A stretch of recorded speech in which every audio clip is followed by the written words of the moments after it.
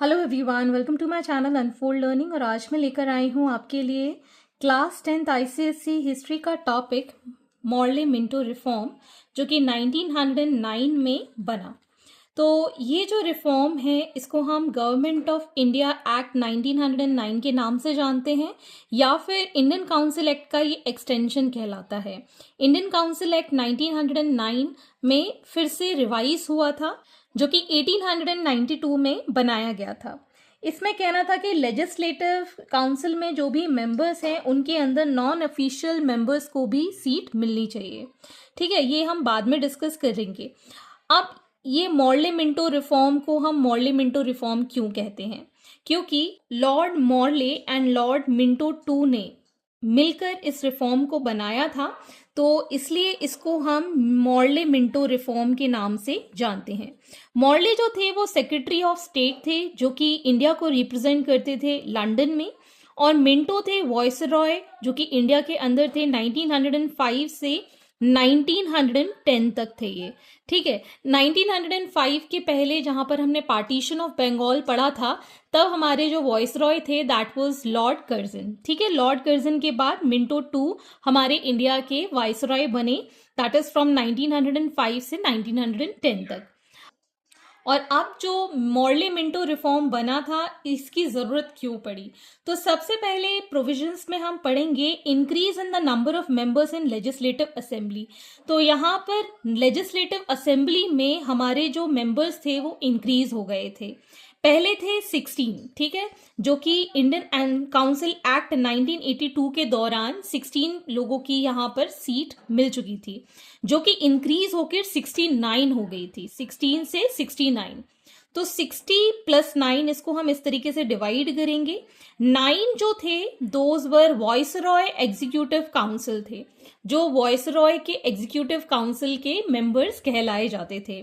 और 9 को फर्दर 1 और 8 के अंदर डिवाइड कर दें तो पहले जो थे दैट वाज मिंटो टू, जो वॉइसरॉय की सीट खुद होती थी। उसके अलावा 8 एग्जीक्यूटिव मेंबर्स और होते थे जो कि ब्रिटिशर्स होते थे। लेकिन this was Morley Minto reform for the first time, जहां पर सत्येंद्र सिन्हा को फर्स्ट इंडियन मेंबर चुना गया लॉ ऑफ मिनिस्टर की पोजीशन के लिए, जिसको चुना था वॉइसरॉय के एग्जीक्यूटिव के तौर पर by the viceroy Minto.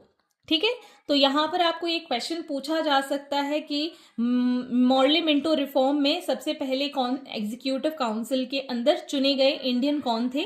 That was Satyendra Sinha, law minister के फॉर्म में। फिर आते हैं ये 60। ये जो 60 थे वो दो तरीके से इलेक्ट किए जाते थे, that was elected 27 members and nominated 33 members. Elected जो 27 थे those were the member indirectly elected. ठीक है, इनडायरेक्टली मतलब आम लोगों के बीच में से ये वोटिंग के द्वारा इलेक्ट किए जाते थे। इसमें भी अलग अलग क्लासेस होती थी, अलग अलग तरीके से इनको चुना जाता था।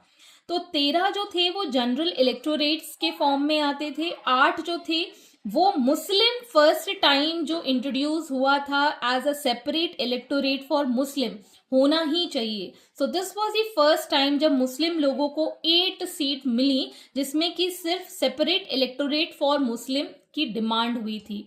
That was the foundation from the Muslim League in 1906 में।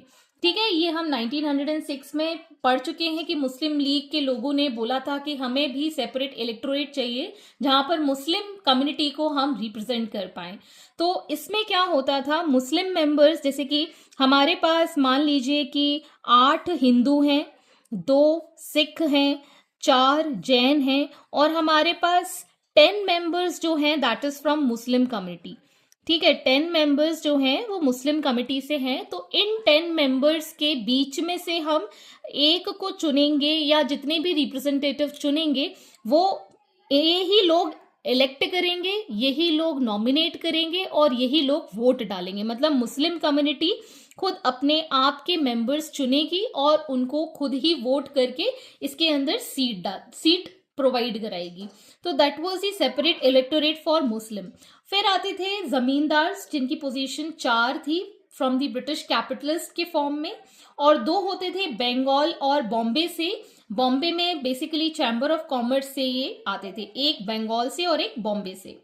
फिर आते हैं नॉमिनेटेड में। नॉमिनेटेड में 28 ऑफिशियल्स रहते थे, जो कि सिविल ऑफिसर्स, जैसे आज के टाइम में आईएएस ऑफिसर, आईपीएस ऑफिसर्स होते हैं, कलेक्टर्स होते हैं, तो उनके जो ब्रिटिश ऑफिशियल्स होते थे, जो अलग अलग मिलिट्री ऑफिशियल्स के फॉर्म में वहां पर तैनात रहते थे, उनको 28 सीट दी जाती थी। और नॉन ऑफिशियल्स जो होते थे वो 5 होते थे, जो कि इंडियन प्रोमिनेंट लीडर्स हो सकते थे। तो उस टाइम के जो प्रोमिनेंट लीडर्स थे, जैसे कि बाल गंगाधर तिलक हो गए, बदरुद्दीन तैयब जी हो गए, तो इनको यहाँ पर पोजीशन प्रोवाइड करी गई थी। ठीक है, सो this was the first important Morley Minto reform का, कि increase in the number of legislative assembly में मेंबर्स की क्वांटिटी इंक्रीज कर दी गई, और इसके अंदर सेपरेट इलेक्टोरेट फॉर मुस्लिम पहली बार इलेक्शन के द्वारा यहाँ पर बिठाए गए। फिर इसके बाद जो दूसरा इंपॉर्टेंट पॉइंट है, that is the Indian council act, जो कि रिवाइज किया गया, एक्सटेंड किया गया, इंडियन काउंसिल एक्ट इन 1909। तो पहले क्या था, members were allowed to ask question to the executive council. Members अपने क्वेश्चन एग्जीक्यूटिव काउंसिल के सामने रख सकता था, पूछ सकता था, और supplementary questions were not allowed. कोई भी बजट के बारे में या कोई भी चीज अगर वो चेंज कर रहे हैं तो क्यों चेंज कर रहे हैं, उसके बारे में पहले कोई भी पूछ नहीं सकता था। लेकिन जो ये नया इंडियन काउंसिल एक्ट आया था, इसमें आप क्वेश्चन कर सकते थे सप्लीमेंट्री, और इसकी वजह भी जानने का अधिकार रखते थे।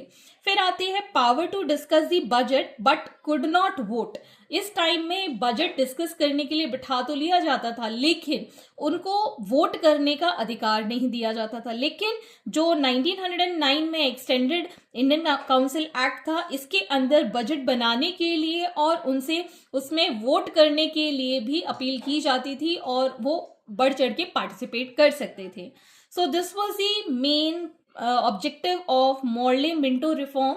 तो बेसिकली इसके अंदर 2 चीजें हमने पढ़ी, कि separate electorate for Muslim declare हुआ था, increase in the number of legislative assembly हुआ था, साथ ही साथ इसमें इंडियन काउंसिल एक्ट को रिवाइज किया गया था। सो हम यहाँ पर हिस्ट्री के हैंड रिटन नोट्स पढ़ रहे हैं।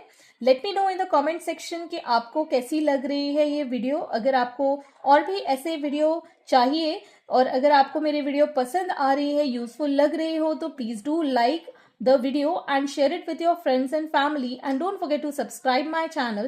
Also press the bell icon for the future notifications. See you in the next video with new topic. Thank you for watching.